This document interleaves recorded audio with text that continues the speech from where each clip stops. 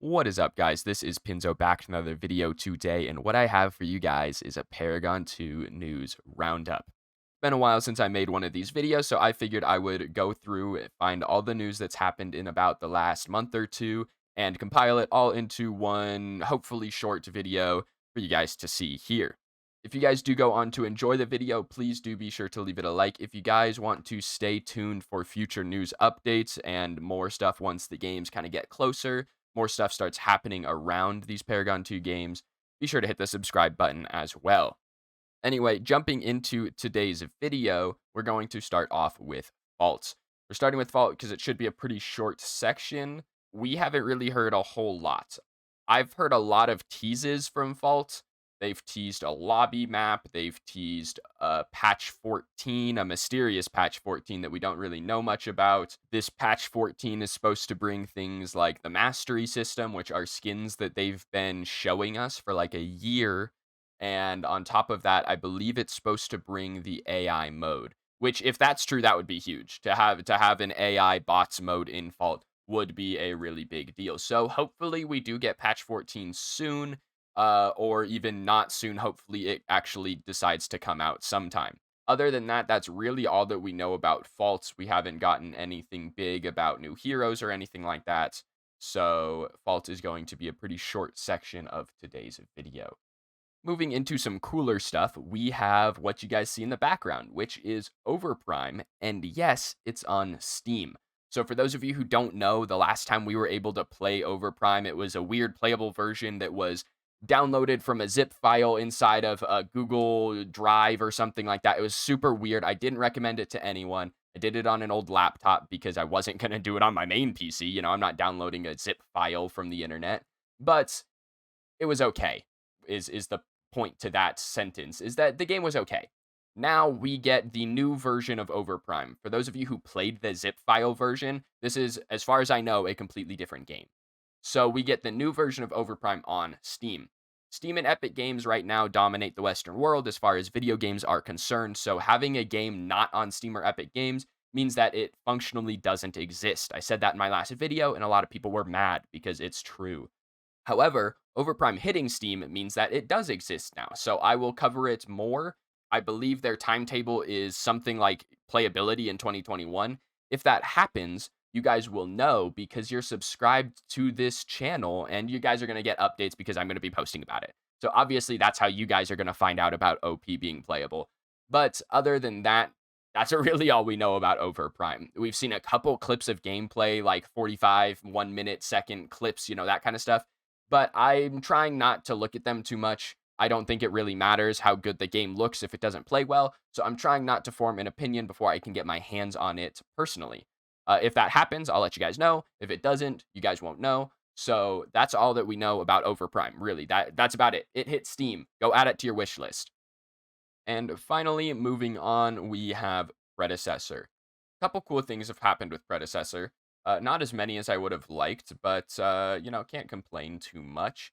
Number one, we got a teaser for the new hero. Grux is officially in the game. He looks pretty cool. We've seen his ultimate, at least in game.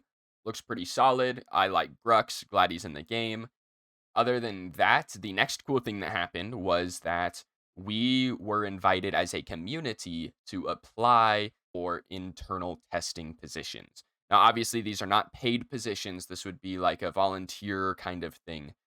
Basically, you can apply, and a link to this application will be in the comments. I don't know if it's still going on. It was only like 2 weeks ago, so I'm kind of assuming it's still going on. But if you guys want to apply, go. Basically, it would allow you to internally test Predecessor. Will I be testing this? No. I'm not a big tester. Plus, I don't do very well with the NDA thing. It's nothing like legal, but when I have a non-disclosure agreement, I also have a really big mouth. So I don't even chance stuff like that. I don't have a reason for it. Plus, I'm pretty busy, so not going to worry about it. But if you guys would like to go test Predecessor, I'll have a link to that sign up down below. Obviously, you have to get chosen, so not everyone makes it in, but good luck to those of you who try. And I believe the final piece of today's video is going to be Omeda getting a partnership with Excelbyte. Excelbyte is a backend company. They help out with like server stability and stuff like that. So there's a cool blog post that kind of talks about it. One of the best things of the blog post is that they state that over 20,000 players tried to participate in the stress test weekend back in July, which is a huge number. I know there were people who were saying, oh, well, Steam charts only said there were 1,200 people playing. And, the people that said that obviously were super wrong, which is what everyone tried to tell them, but they thought they were really smart. So, what we're looking at is the main issue being matchmaking, which kind of makes sense, I guess. I don't really know. I'm not a dev. But this partnership with Excelbyte will hopefully help some of that. It's a back-end company that's going to help out Omeda making servers for Predecessor.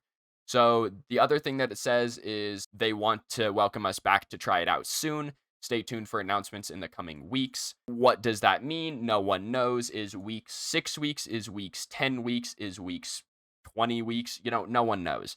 So we'll find out. Hopefully, there's an announcement this year sometime. I think their goal was some kind of test weekend like in 2021. So if that happens, that'd be super sick. But who knows? It might not. It might not. Last thing is the photo used for the Excelbyte plus Omeda Studios partnership is a photo of Richter, who is not a character that we know of in Predecessor yet. But I don't think that's an accident. I just don't. I don't see them putting a random hero on this, especially one that's not in the game. So I would maybe think Richter is getting close to being in the game. That's just that's my one. That's my one sort of theory for the video. Other than that, I believe that's all I've got for you guys today. I told you I would try to keep it brief, try to keep it snappy, keep it quick. Hopefully, you guys enjoyed. If you guys have any questions, if I didn't clear anything up, if anything was unclear, if there was stuff that happened that I didn't comment on, let me know in the comments. I will reply to any questions in the comments down below. So just let me know, and I'll make sure to get to those. But other than that, I believe that's all I've got for you guys today. So, as always, I've been Pinzo. This video's Dunzo. Thank you guys for watching, and I will see you guys in the next one.